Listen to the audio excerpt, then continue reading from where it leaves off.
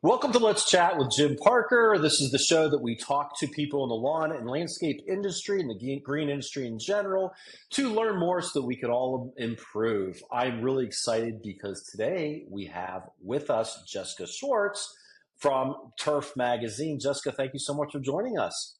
Hi, Jim. I'm so excited to be here. Oh, I'm so glad to be here. I'm so glad that you're here, Jessica. I really am. I think you're a wonderful person. Me and Jessica were just chatting for a few minutes, and she's got a great personality, and I'm really excited to pick her brain today. Jessica, why don't you just start off talking a little bit about Turf Magazine? You know, you guys are a big player in the industry as far as getting information across to business owners. Can you just give us an overview of Turf Magazine? I'm sure our listeners are familiar, but it's always good to just repeat. Well, I sure hope they're familiar. It's great to hear all of that because sometimes I'm worried. I love being called a big industry player.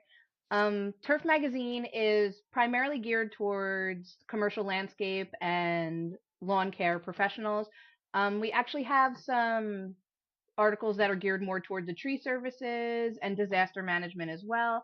But like I was telling Jim in our previous conversation, we are really, really looking to capitalize on the business aspect of turf as well. We know that our audience is landscape and lawn care professionals, but most of those people are business owners or in the industry themselves. And I know that what they really are looking for is business ideas and ways to keep their business growing and thriving.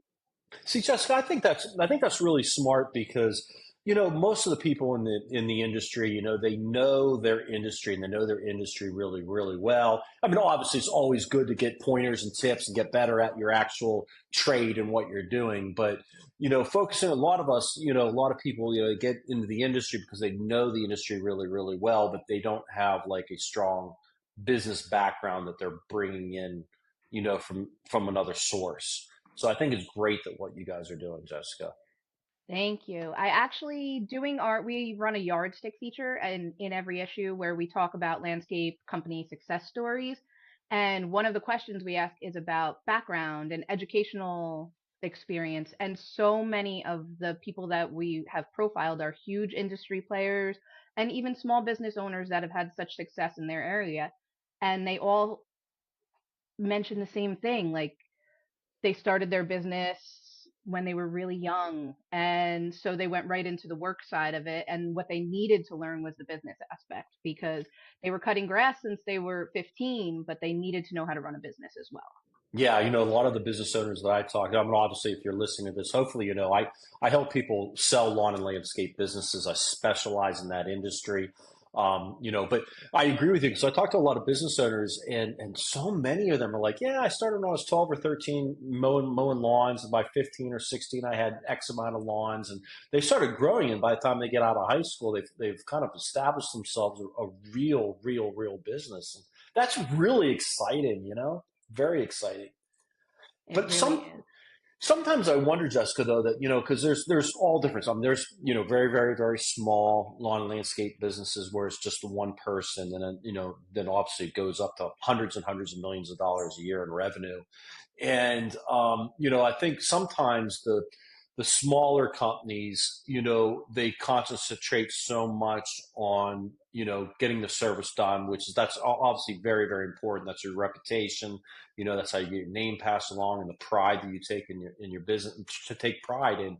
But, that business end is so huge. And one of the things that attracted me to specializing in selling lawn and landscape businesses, because I think it's a fantastic business. I really do. It's a type of business that you can easily scale up and scale down, but I don't want to go down that road right now on this podcast. But it is a fantastic business. You guys just recently like started making that shift towards more talking about the business end of Turf Magazine or the industry, right?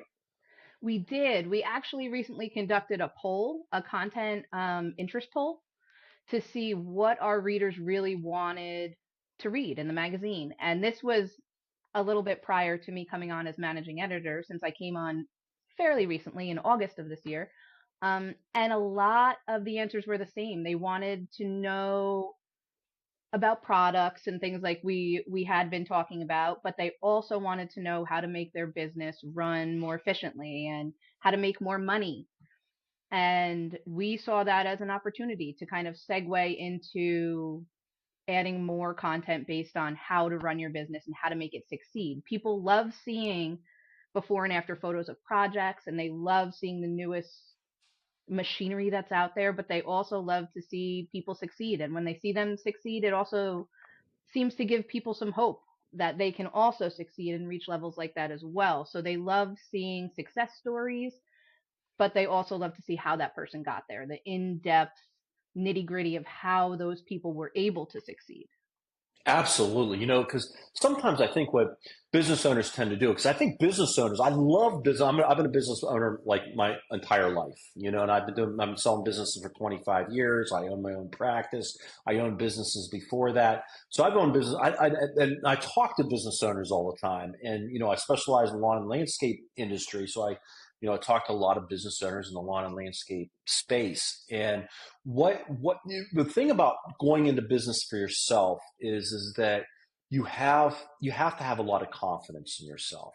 A lot of, I can do this, and a lot of confidence. So many people dream of owning their own business, and very few people actually take that step and do it. And the business owners that get into it, I think sometimes they look at it and go, okay, I'm supposed to know everything. Like I know the industry. I know the landscaping industry. I know the ins and outs of the plants in my area, and et cetera, et cetera. And I keep up on the equipment coming out. But they just sometimes assume I should already know the business end. That's what I should know. And I'm glad a lot of your readers are saying, no, no, no, I want to know more. Because the thing is like to really grow your business and get it to the next level, the best thing to do is not to reinvent the wheel.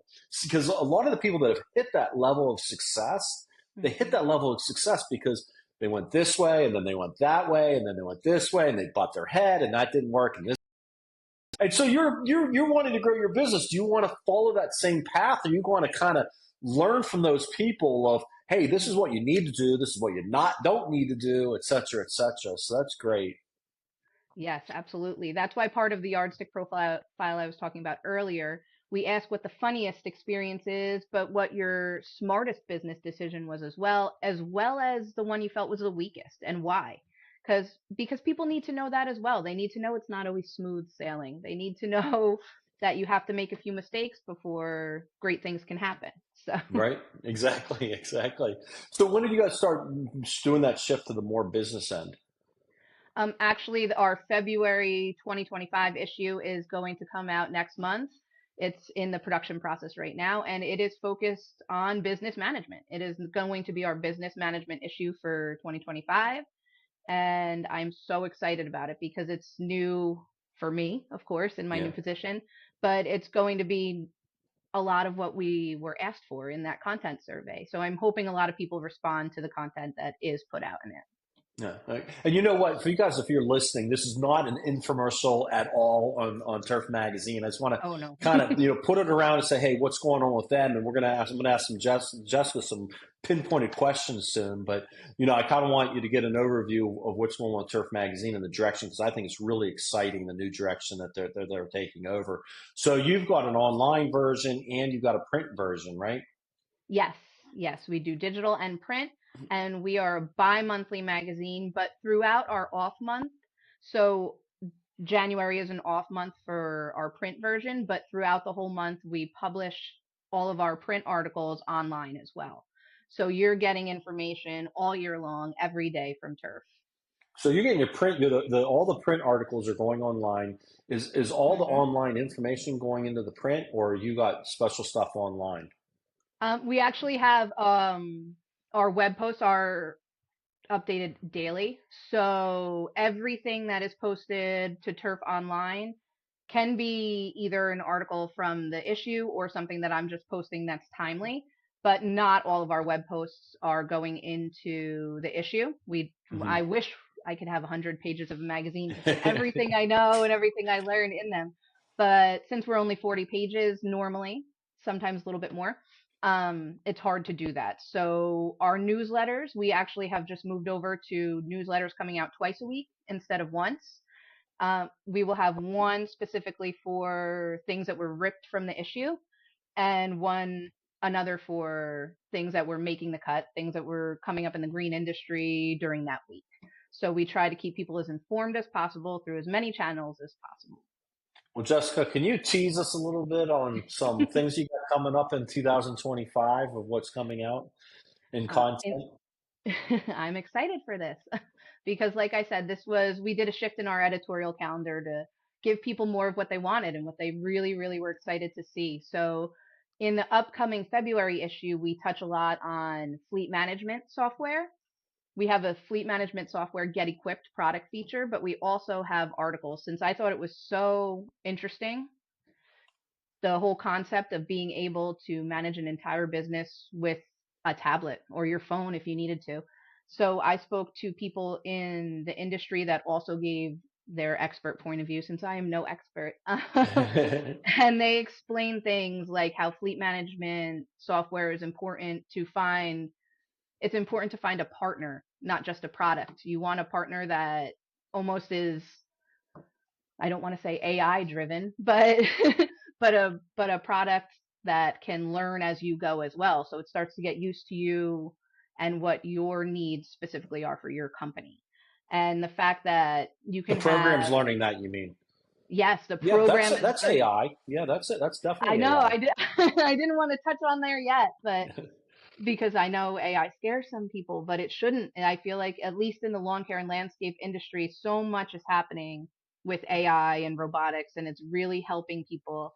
I spoke to Jim the last time in our conversation, and I said something about solo operators. I couldn't even imagine when I was young and growing up that a solo operator was anyone other than a teenager mowing lawns in his neighborhood. But now you can run an entire super successful business being a solo operator. You could do it all yourself if you have the right technology, the right tools, and enough capital to start businesses like that. It's so interesting, which we're also going to be touching on in turf this year.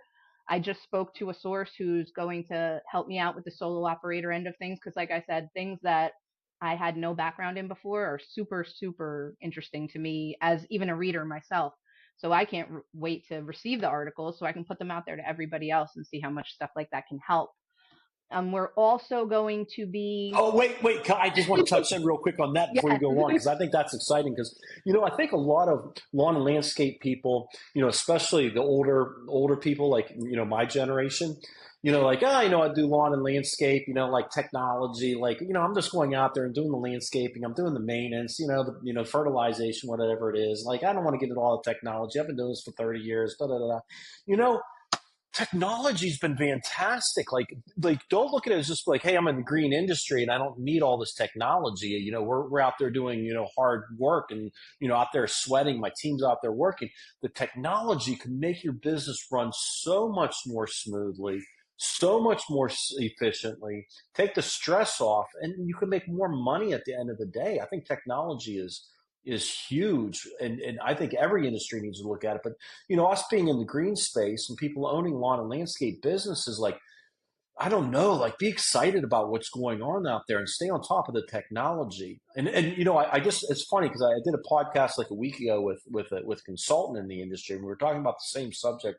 And I mentioned that you know when my dad was about my age, computers came out, and he had to adapt to the computers. And the people that did not adapt to the computers, they didn't have a job.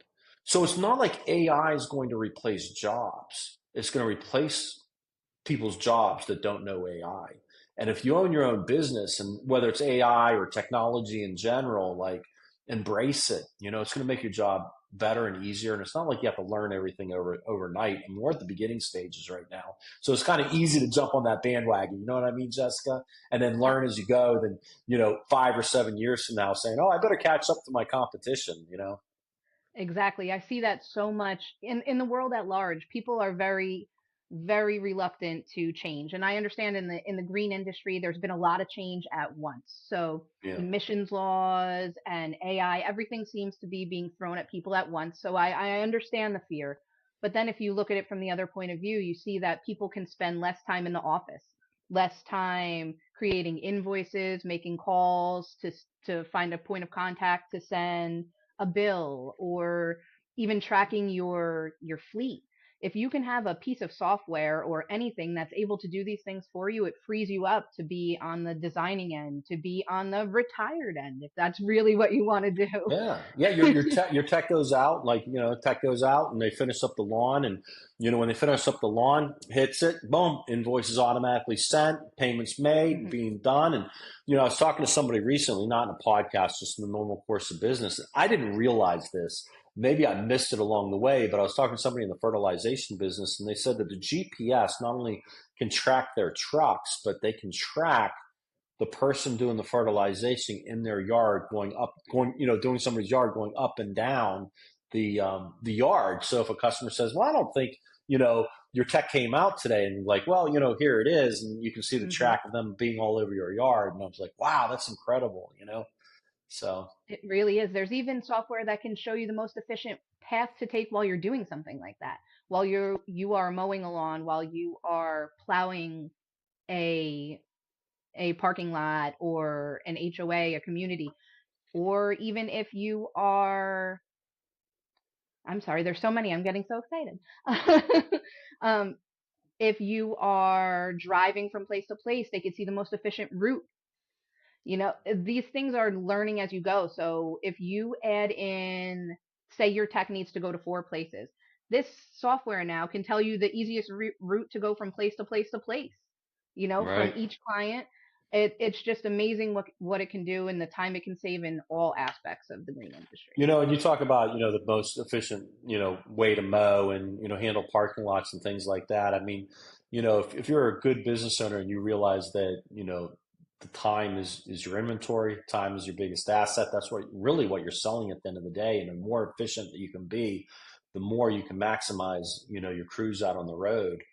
Sounds silly, but you're cutting out a couple minutes on each customer or each client's place of business or residential, and do that every day, 5 days a week, it adds up, it It really really does. does be making more And it efficient. saves you on other things such as gas Yeah. and run time on your batteries for electric equipment. It really helps. Yeah. Well, tell me some more, because I kind of cut you off. You went into the tech, you were talking about the software and the programs and stuff, and then you were going to move on to something else, and I cut you off. What else were you going to mention that you Oh, guys are talking about? my baby of the 2025 editorial calendar. I am super interested in um, learning about myself and also bringing information about sports field management to the turf audience. I am a big football fan. I was just speaking with Jim. I'm a Philadelphia Eagles all the way, but We still like Jessica. I'm a Steelers fan. I still like Jessica. She's just misguided. We'll kind of fix that somehow. I can't help it. My heart belongs to the Eagles, but as a sports fan in general, I think it's really interesting to see how different teams, of course, some are artificial turf, but those teams that hold on to their real grass and how it's maintained and how it's kept up throughout the year, throughout the off season and during the season, and that goes for all sports. I know soccer. I've been in touch with someone in the soccer field, and they were talking about how their specific maintenance differs even between men's soccer and women's soccer. So the fact that there are so many different aspects of sports field management that I know nothing about that I would love to learn about as well. Um, and I won't lie, a couple of years ago in the Super Bowl, there was a lot of field questions raised that the field conditions weren't optimal, and they talked about it during the Super Bowl, and I wish I was recording the game at that time because there was a great commentary piece about it. But that sparked my interest as well. I immediately during halftime, instead of watching the show like I should have been, I started Googling about field maintenance and problems that can arise and how they can be fixed. So things Jessica, it sounds like you're becoming a green space nerdy. Is that I correct? really am. I really I am. love it. I love finding out anything about anything. I love knowing why things are happening the way they are and what could have been done differently to prevent injuries during a football game or unnecessary calls from refs or anything like that that had that game not taken place on that field on that day, maybe it wouldn't have been the same penalty that it ended up being. Right, right, right. That's cool. That's really cool. What I'm really excited about. No, you know what? I got a sneak peek, thanks to Jessica, of the upcoming articles that are coming out for this year, kind of their schedule, and it was really interesting. Jessica, I know some of these things that you have on the calendar. Let me kind of remember. I think you got topics like recruitment and budgeting and employee retention, which I think is really important. What do you think are some of the main our biggest pain points in the industry for business owners out of that Well, kind of stuff? from what I've seen, employee retention and recruitment, they go hand in hand in the green industry. And landscape business owners need employees. They need them to survive, they need them to thrive, and they need them to grow. But they're also looking for ways to recruit the best people for the job so they can keep Mhm. them and have the same crews over time. So having employees that you know you can count on is essential to any business. And this industry is no different. So topics like H-2B visas and fleet management regulations are so important when putting together a long-term crew and business plan. And we want to be a resource for topics like these.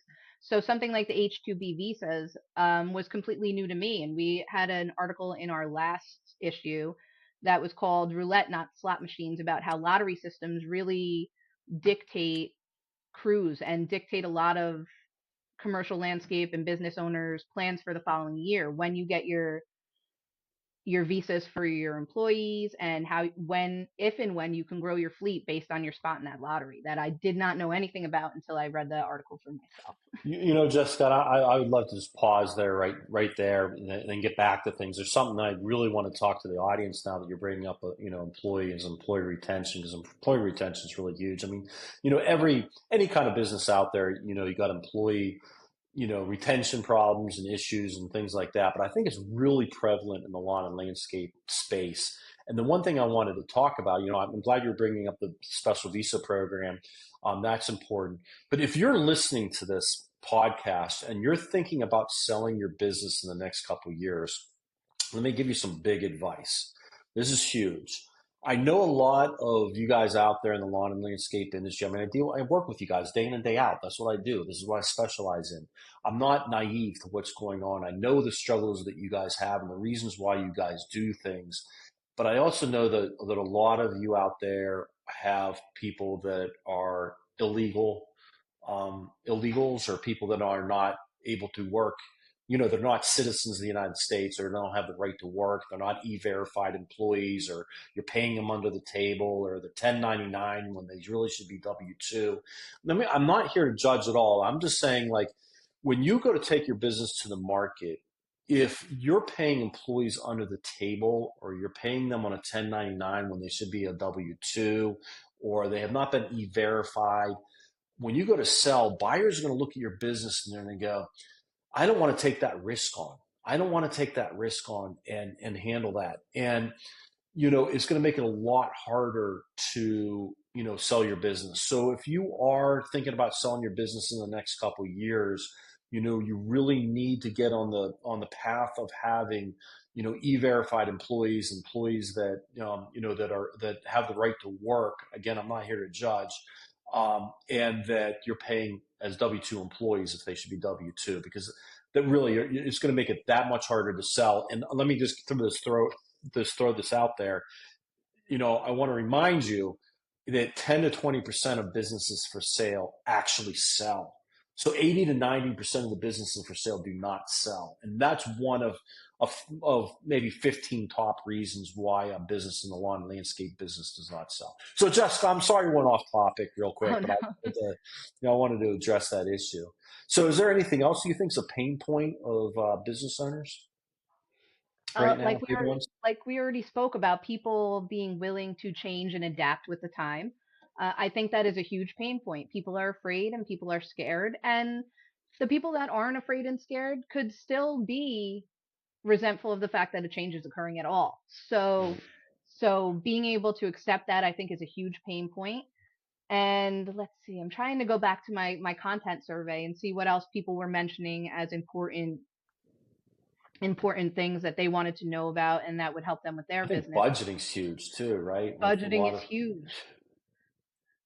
People want to make money. At the end of the day, that's what businesses are in business for. They want to make money, and keeping overhead costs down by keeping your profit up is always what's important. I mean, whether you want to keep your business forever and pass it on to your children and have it be generational, or if you want to sell or you want to franchise, it's very important to make sure that you are in the green and you are not in the red. And businesses are super interested in ways they can do that, because again, like we spoke about, it's easy to love the green industry. It's easy to love mowing lawns. I mean, my brother-in-law is someone who, that's his outlet. What he does is Hmm. he goes and he mows the lawn no matter what, and it's his way to calm down, and people love it. They love doing it. So being able to love what you do but also make money doing it is super important. And people can love mowing lawns all they want, but if they can't make money doing it, then maybe it is something that you shouldn't do as a business model, but you should do as a hobby, like my brother-in-law.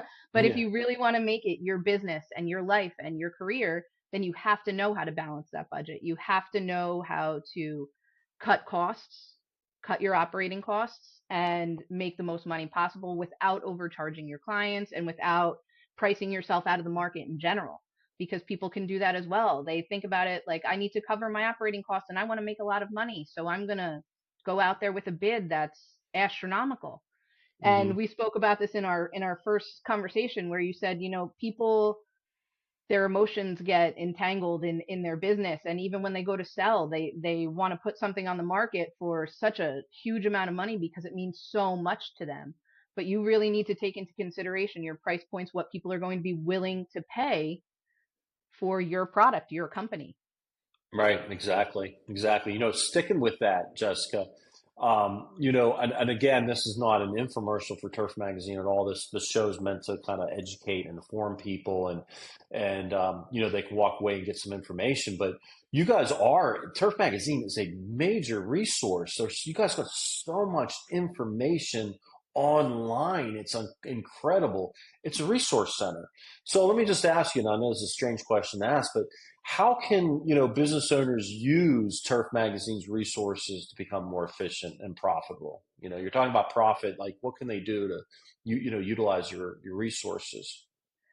Well, I'm getting back into the podcast field. Like I had spoken with Jim earlier, and this is only my second podcast since I've taken over the helm.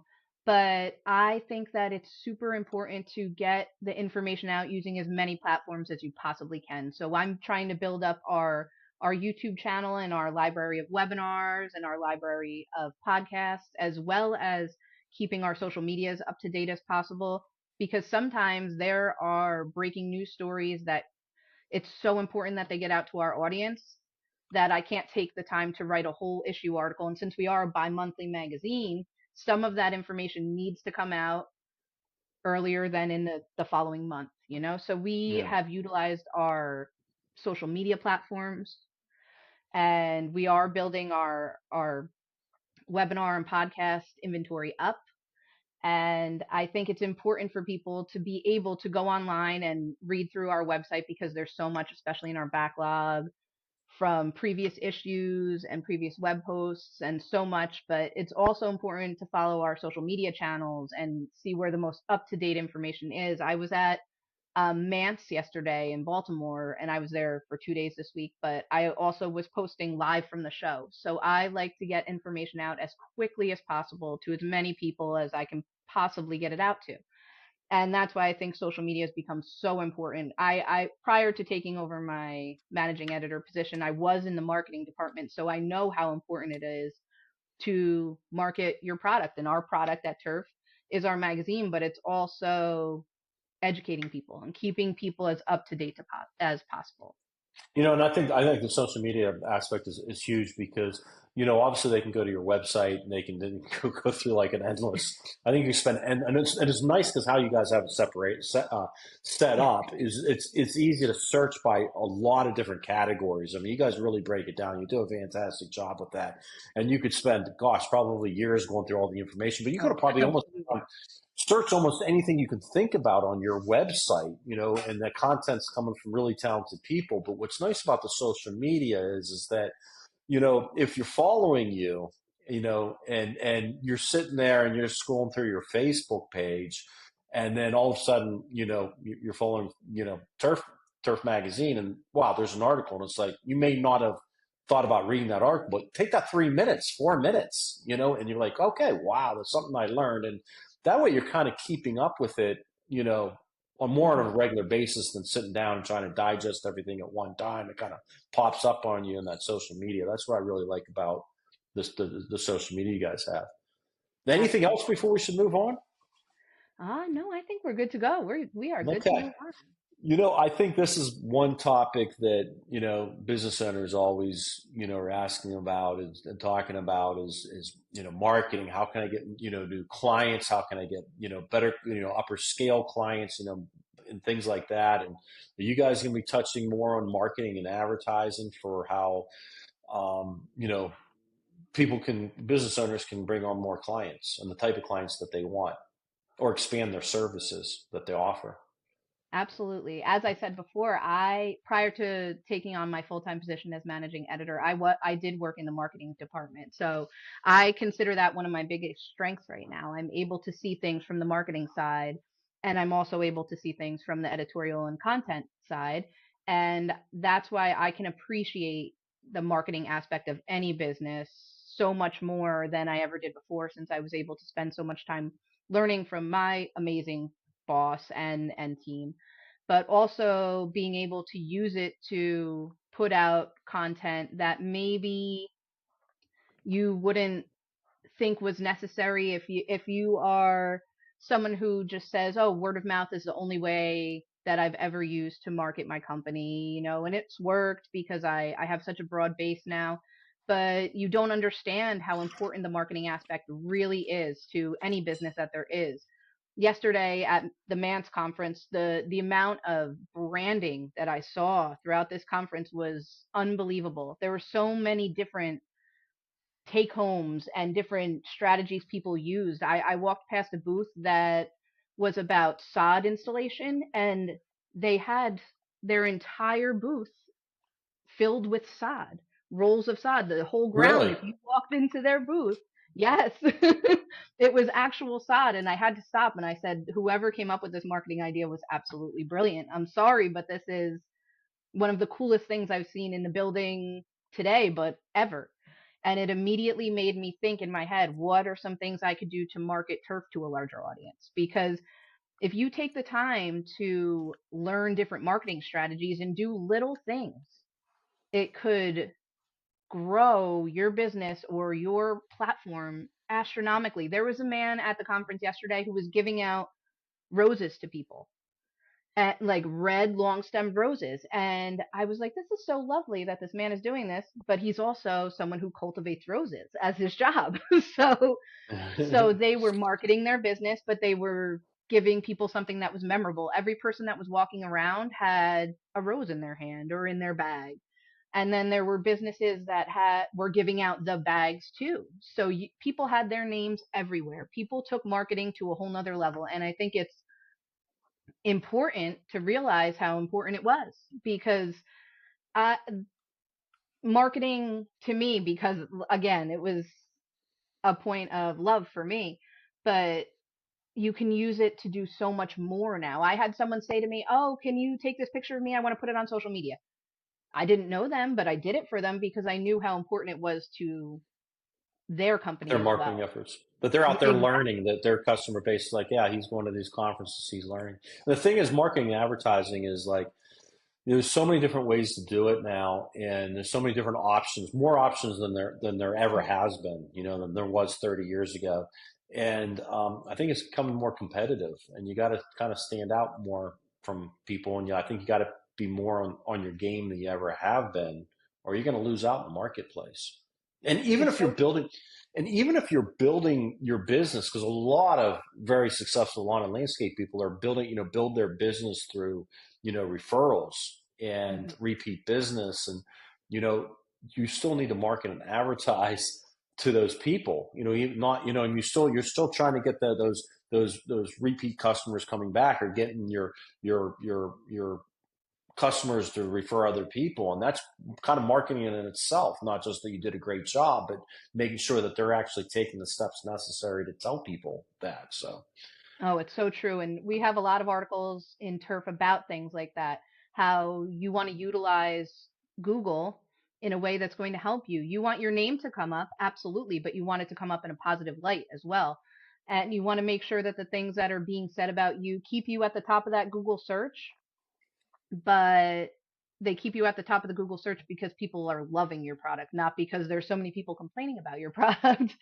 um, and at least on the turf side of things, I know that yes, our social media and our website reaches so many different people, but our newsletter audience is 65,000 people in itself. So if you are going to advertise in our newsletter, you're going to reach that many more people. And people are who they are now. People are going to talk to each other. People are going to take something that's cool and witty and they're going to turn it into a meme. And they're going to repost things they think are interesting. And all that stuff is just going to help your business and your brand grow larger and larger. right, right, exactly. Well, I kind of want to get on to, what you're seeing because you do see so much different information from so many different people that you kind of got a unique pulse on things. Like, and maybe I'm putting you in the hot seat here, but like, where do you see this industry is going to go in the next, let's say 5 years or so? Well, in the next 5 years in the lawn and landscape industry, I realize as someone who is in the thick of it now that the next 5 years are going to be super important to us based on solely on rules and regulations to begin with. Things like emissions laws, they're popping up in different counties and states and everywhere throughout the world right now. So that's always going to be a concern. But things like robotics and technology, they are changing the landscape completely. You can run a business with minimal support staff, um, and that's so important because you can cut operating costs with the click of a button. Technology and software can keep track of everything. And I think it is going to be huge. And I know we've talked about it a lot, but we've also talked about things like AI, which is not just changing the green industry, it's changing the world. Yeah, it So, is. It is. It really and when is. something is as relevant to the world at large as AI, you know that each sector is going to be taking it and finding ways to use it in their area. So, like in the lawn and landscape business with fleet management software that's learning as it goes, So anybody is going to take something like AI that's going to be so widespread to grow their sect. So I know it's coming to the green industry as well.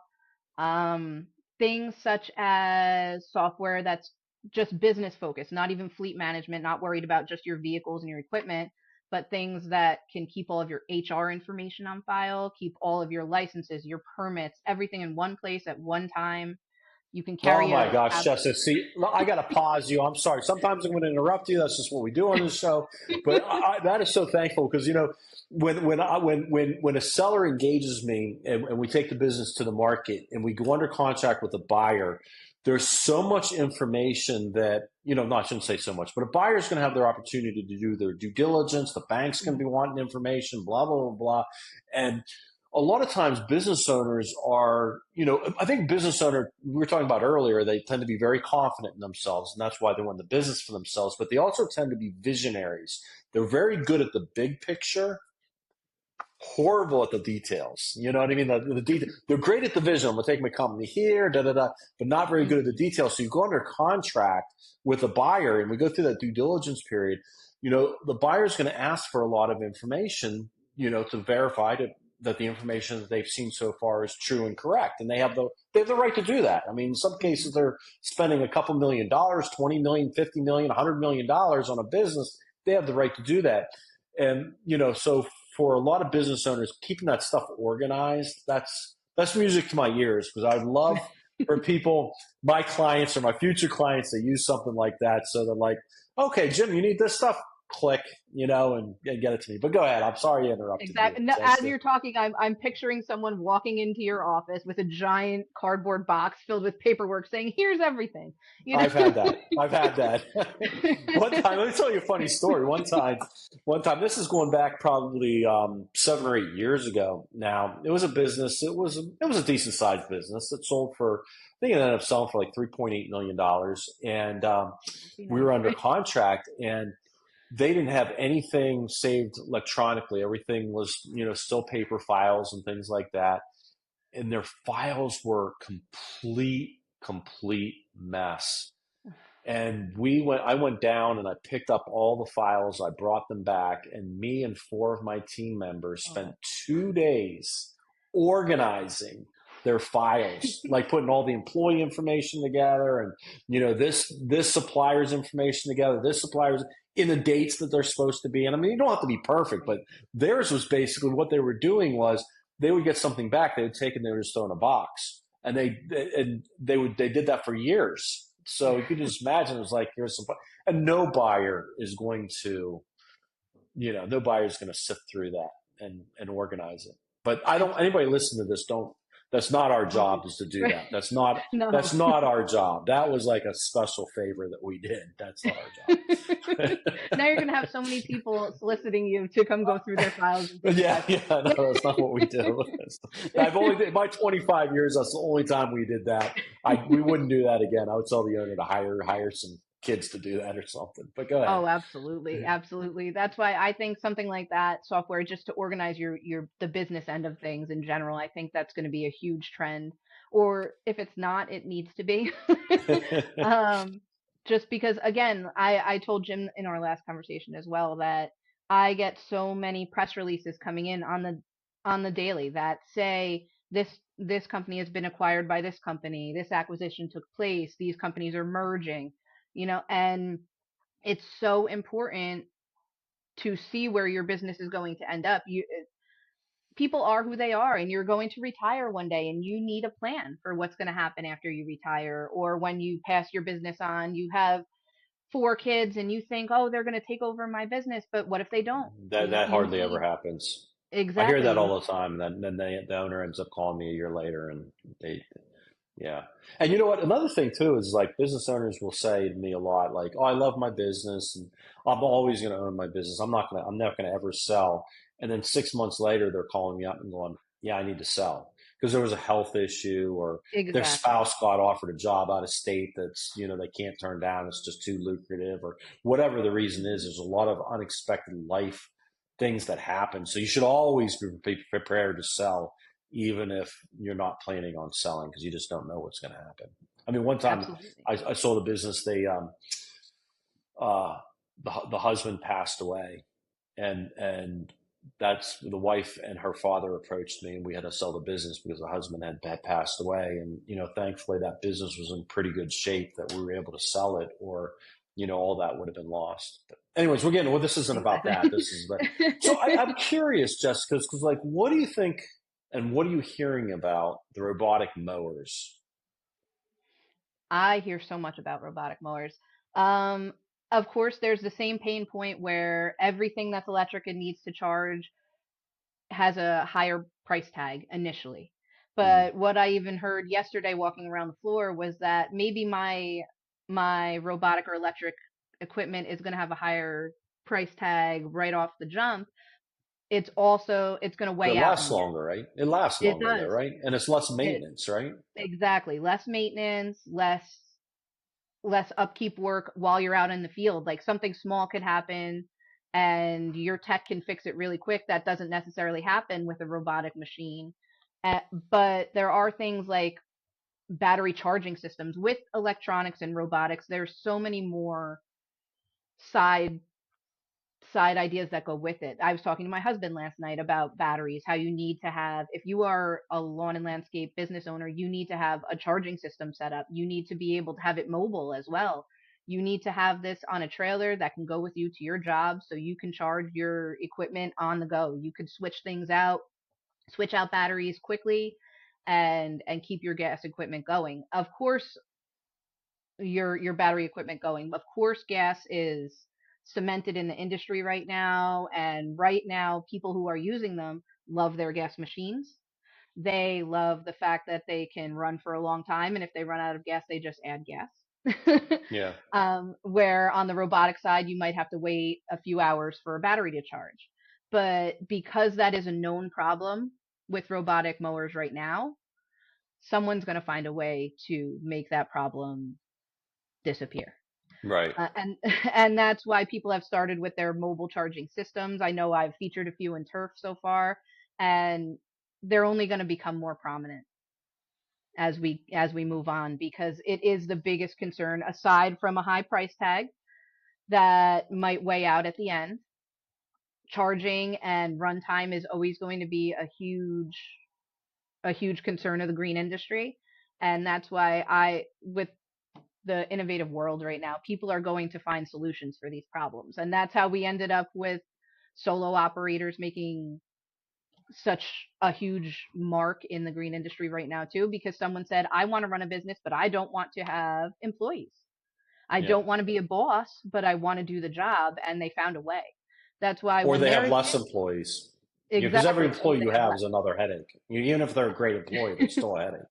And I It's don't mean that true. in a And bad sense, but no, but it's true, because with an employee comes, days they have to take off, comes unforeseen sick days and circumstances, HR files. They need to be specifically permitted and have their own licenses. I'm going to a show at the end of the week, or at the end of the month, I'm sorry, that is having a bunch of educational sessions that are giving landscape and lawn care owners credits towards ongoing education, because people need to be certified in certain things to complete certain tasks, whether it's pesticide or insecticide permits. There's so many. There was a list a mile long of the permits that and certifications that these ongoing educational credits are going to go towards for these people. So you need to keep track of a person when you are a boss. You need to keep track of everything they're doing at all times, because you're paying them to do a certain job. So things like that are so important for people that want to run a business without necessarily having very many employees. um, but Jessica, the biggest thing I'm getting out of talking with you, I'm so glad. Thank you so much for being on. I love chatting I'm with you. so Every time I talk to you, I glad. really enjoy talking to you.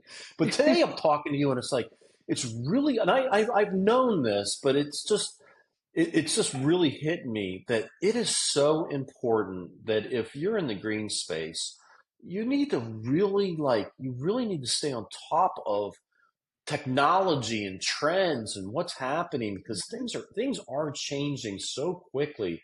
And if you're a business owner and you own a lawn or a landscape type business, you're going to fall behind if you don't stay on top of the trends. And I guess that's what's great about Turf Magazine. I mean, that's kind of what your job is. You're kind of taking all this information from all over the place, and you're kind of you're trying to put it all together so people can digest. I mean, you guys interview so many different people that are coming up with so many different things, and that's great. And you're kind of showing both sides, the pros and cons of everything. Oh yeah, I think you have to. You need to understand everything to make the best choices for you in your business. Absolutely. And that's why at Turf we try and put all of the information in one place and see things from every angle that we possibly can, in order to give every single person the best chance to find what they're looking for in order to make their business grow. 15, 20 years ago, and tell me if I'm wrong, 15, 20 years ago, it's probably like, because right now you guys are putting the focus more into, running a business and how to run the business and the technology, where you guys used to do more of like how to and how to do this and how to do that Hmm. in terms of the actual services that people were providing their customers. And 15 years ago, there wasn't really, I mean, things don't change that much in terms of plants and grass types and this and that. But you guys are being really smart, and you're providing an awesome service for your readers, because things are changing so much. And 15 years ago, I would have never thought that things would have changed in this space like they are. I would just never would have. Would have you? Oh, absolutely not. 15 years ago, like I said, the things that I'm trying to touch on this year in turf are things that even evaded me knowledge wise. I had no idea that these things were even possible or thought anywhere, and now they are. So I know I can't be the only person that's interested or had no prior knowledge of things, and that leaves a space for someone to for me to find somebody that's going to share their expertise in that area with somebody else. Again, at the show yesterday, I had people speaking about enzymes and how to create plant protectants and insecticides. I had a woman tell me that her formula was found to kill the spotted lanternfly in 3.5 hours.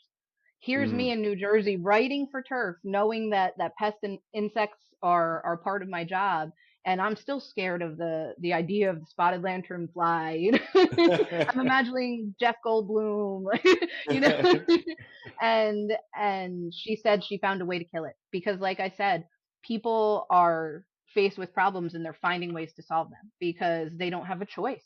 You know, you don't have a choice. You need to solve the problems that you're faced with. And and that's what I feel like I'm trying to do with turf. I'm trying to put all of the possible answers and solutions to people's problems and concerns in one place so they can come there and find out anything they want to know about anything in the green industry and commercial lawn care and landscaping. So we only have a few minutes, and I hate that because I want to talk to you for like a couple more hours. I really do. What is the one piece of advice that you would give to owners of lawn and landscape businesses about running a successful business today? The biggest piece of advice, and this is coming again from an editor and a former teacher and a former marketing assistant, but I think you need to be open. And I know that I am not someone who's running a lawn care and landscaping business myself, but you need to be open to change. You need to be open to other points of view. You need to be open to people who are telling you, I am someone who sells lawn care and landscaping businesses, and this is what you need. You need to not give me a cardboard box of files. You need to give me something that's organized. You need to give me a company I can market to someone and have them want to buy it. You need to realize that the world is changing in so many different ways and so many different avenues, and either you're going to change with it and you're going to adapt, or you're going to be left behind, and you don't want to do that. You need to know that marketing and social media is going to only propel your business forward. You know, you need to know that having the most information, the most up to date relevant information is so important to keeping your business not only thriving and growing, but to keep it compliant with rules and regulations because they are changing very quickly too. They change by your state, by your region, by your country. So it's so important to get as much information as possible and be open as you possibly can be, and keep your business efficient and organized for whatever your outcome is going to be with it, whether it's retirement or passing on again, like generational, whether or not your children really do want to inherit that business or selling it, you need to make it as marketable as you possibly can. Absolutely, absolutely. Because you want to make sure it's sellable, you want to maximize the Hmm. price, and you want to get the best terms. Jessica, we're going to have to go. I'm going to let you go, and I don't want to. But can we do this again? Like, and I mean this in sincerity. Can we do this again, real soon, and Absolutely. concentrate on like technology and the future of the green space? Can we do that, you and I? Absolutely. Anytime. But it has to be after the Super Bowl because I know the Eagles are going to be there. Oh my gosh. It's Friday. I think you're drinking already, Jessica. No, I'm kidding. She's not. I'm kidding. I'm 5 o'clock somewhere, kidding. right? Before we go, can you provide the listeners with like all the places because you guys, it's so much great information you guys have. Can you provide us all the different avenues and vehicles that you guys provide for people in this space to get information from you guys? Absolutely. Well, first you can reach me individually at my own email. I am available at all times. My email is jessica@groupc.com. Our website is turfmagazine.com. We are available on LinkedIn and Instagram, Facebook, and what am I missing? Everything. We're pretty much available all over. And you guys do And you guys do webinars and podcasts too, right? we do. We actually do webinars and podcasts as well. I'm also going to be at TOCA at the end of April and beginning of May. And I cannot wait. This is my big event of the year, going to Equip in October in Louisville. I can't wait to be there and meet so many of the people I've been corresponding with digitally. So we are everywhere. Please follow us on all social media and come to the Turf Magazine website. Sign up for our newsletters. We actually just started again, like I said, two separate newsletters for two different avenues of information, and we would be happy to have any of you. That's great. Jessica, thank you so much for being on. I really appreciate it. It was very informative, and I'm going to hold that to you that you are going to be on the show Absolutely. again. And I do hope your Eagles do well. If you're listening to these podcasts and you are finding them interesting and you're getting information from them, do yourself a favor, do me a favor, and make sure you subscribe, make sure you hit like. That way we make sure that you get that information in the future. And please feel free to comment and tell us what you would like to see on one of our episodes. Well, I really appreciate you joining us today, and I hope you have a fantastic day.